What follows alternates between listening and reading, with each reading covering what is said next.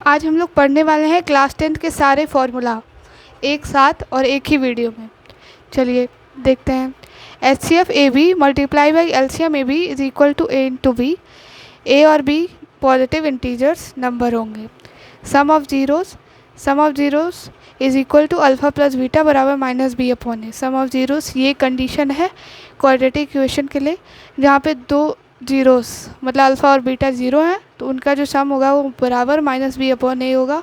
B क्या होगा? B होगा कोफिशिएंट ऑफ एक्स। ए क्या होगा? Coefficient of x square. Product of zeros मतलब कि अल्फ़ा इंटू गामा बराबर होगा सी बाई ए। सी क्या होगा? Coefficient of constant term upon A क्या होगा? Coefficient of x square. Cubic polynomial के लिए हम लोग जानते हैं तीन एट मोस्ट जीरो हो सकते हैं और क्वाड्रेटिक इक्वेशन के लिए या फिर क्वाड्रेटिक पॉलिनॉमियल के लिए एट मोस्ट 2 ज़ीरोज़ हो सकते हैं। तो इसमें तीन हो सकते हैं तो अल्फ़ा बीटा प्लस गामा क्या होगा? माइनस बी अपॉन ए। यहाँ पे मीनिंग बदल जाएगा। जो बी होगा वो कोफिशिएंट ऑफ एक्स स्क्वायर होगा, जो ए होगा वो कोफिशिएंट ऑफ एक्स क्यूब होगा। Alpha beta plus beta gamma plus gamma beta तो ये होगा बराबर सी अपॉन ए। सी क्या होगा? कोफिशिएंट ऑफ एक्स होगा, ए होगा coefficient of x cube. Alpha into beta into gamma क्या होगा? बराबर होगा minus D upon A. Minus D upon A. D क्या होगा? Coefficient of constant term. A क्या होगा? Coefficient of x cube. आप देखिए consider two polynomial such as, ठीक है, हम मतलब दो पॉलिनॉमियल है ऐसे a1x plus b1y plus c1 बराबर 0 और a2x plus b2y plus c2 बराबर 0। दो पॉलिनॉमियल है तो उसमें क्या कंडीशन अराइज हो सकते हैं, मतलब कि किससे हम पता लगा सकते हैं उसमें कितने सॉल्यूशन हैं, सॉल्यूशन होंगे कि नहीं, उसकी लाइंस कैसी होंगी, इंटरसेक्ट होंगी, पैरेलल होंगी, कोइंसिडेंट होंगी। तो जैसे कि a1 upon a2 is not equal to b1 upon b2, तो इसमें इसको कंसिस्टेंट बोलेंगे और ये यूनिक सॉल्यूशन होगा। और जो इसका ग्राफ पे अगर बनेगा, इन दोनों का लाइन का अगर हम ग्राफ बनाएंगे तो वो इंटरसेक्ट करेंगे एक पॉइंट पे। a1 by a2 is equal to b1 by b2 is not equal to c1 by c2। अगर ये कंडीशन है तो यहाँ पे इनकंसिस्टेंट होगा, सॉल्यूशन नहीं होगा, मतलब सॉल्यूशन नहीं होगा, सॉल्यूशन होगा लेकिन रियल रूट्स नहीं होगा। तो रियल रूट्स नहीं होगा तो मतलब 10th में तो यही है ना, हमें रियल रूट्स ही तो बताने हैं। यहाँ पे रियल रूट्स नहीं होगा इसलिए मैंने लिखा है no solution. a1 by a2 is equal to b1 by b2 is equal to c1 by c2। ये कंसिस्टेंट होगा, डिपेंडेंट होगा और इनफाइनाइटली मेनी सॉल्यूशन होगा। ये कोइंसिडेंट होगा मतलब दोनों लाइन एक ही पे लाई करेंगे, एक दूसरे पे लाई करेंगी। अब देखते हैं क्वाड्रेटिक फार्मूला, इसको हम श्रीधाचार्य फार्मूला भी कहते हैं। क्वाड्रेटिक फार्मूला क्या होता है? x बराबर minus B plus minus under root B square minus 4ac upon 2a, ठीक है। ये क्वाड्रेटिक पॉलिनॉमियल के लिए है। b क्या होगा? मैंने पहले आपको बता दिया है, वही चीज़ है। फिर बी स्क्वायर माइनस 4ac 0 से अगर बड़ा है, इस कंडीशन में टू डिफरेंट रियल रूट्स होंगे और पॉजिटिव होंगे। पॉजिटिव होंगे या नेगेटिव ये नहीं कंफर्म होता है, ये कंफर्म होता है टू डिफरेंट रियल रूट्स होंगे।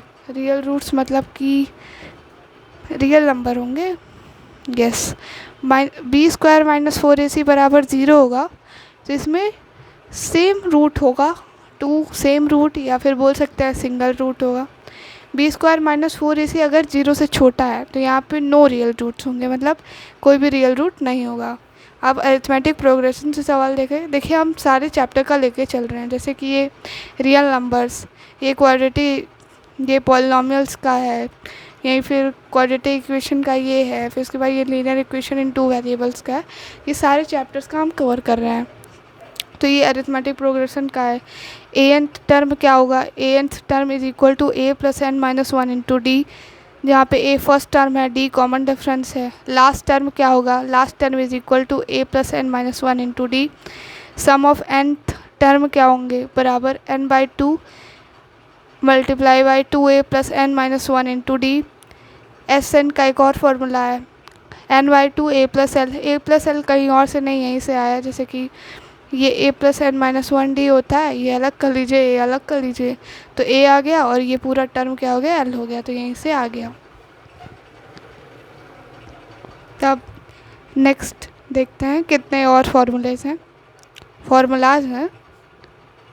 डिस्टेंस फार्मूला क्या होता है, √x2 माइनस x1 का स्क्वायर का whole square plus y2 minus y1 का whole square from the origin. अगर ओरिजिन से पॉइंट मतलब हमें डिस्टेंस फाइंड करना है तो X square plus Y square होगा √ में।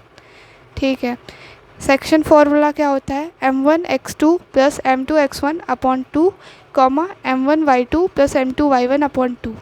ये एक्स पॉइंट हो जाएगा, ये वाई पॉइंट हो जाएगा। सेक्शन फार्मूला इसी को कहते हैं।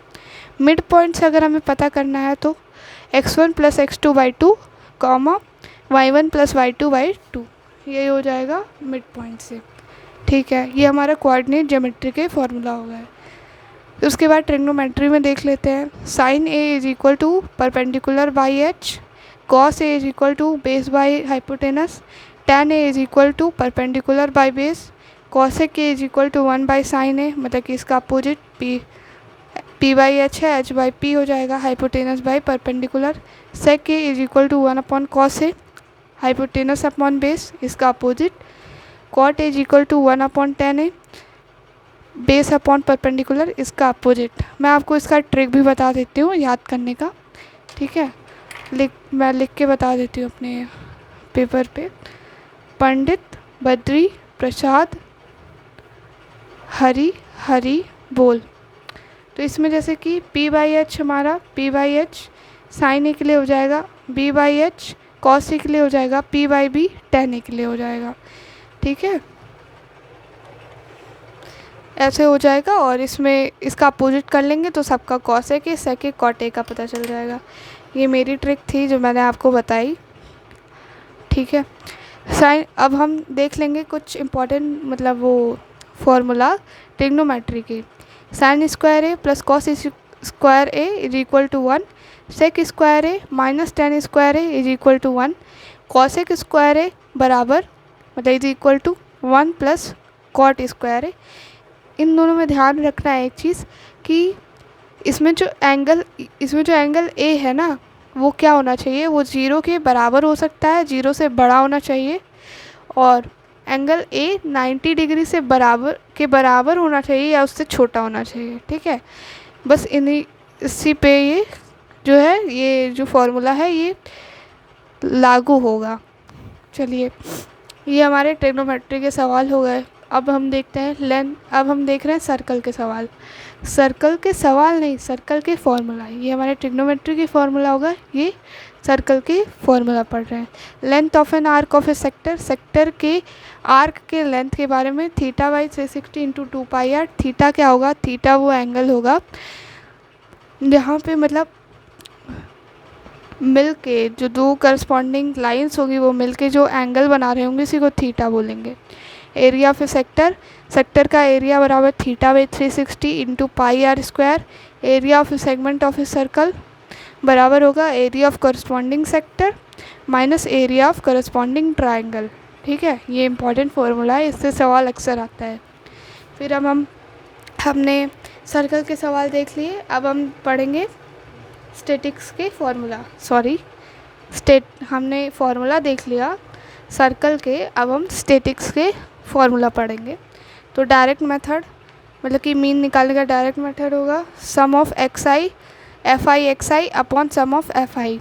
Assumed mean method, mean is equal to a plus sum of fi di upon sum of fi।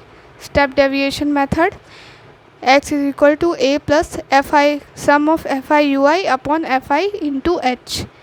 ठीक है, अब हम मॉड देखते हैं, मॉड कैसे निकलेगा। मॉड का formula, mode is equal to l plus f1 minus f0 upon 2f1 minus f0 minus f2 into h। Median is equal to l plus n/2 minus cumulative frequency upon f into h। ये हमने पढ़ लिया statics के formula. अब हम पढ़ेंगे probability के formula. तो प्रोबेबिलिटी ऑफ इवेंट ई के होने का प्रोबेबिलिटी क्या होता है, favourable outcomes to event E upon all possible outcomes to event E. एक और चीज़ है probability of event E plus probability of not E. Not even T बराबर 1 होता है, दोनों का सम 1 ही होगा, और इज़ इक्वल टू 1, और जो प्रोबेबिलिटी ऑफ इवन टी होगा वो हमेशा 0 के बराबर या 0 से बड़ा होगा और 1 के बराबर या 1 से छोटा होगा।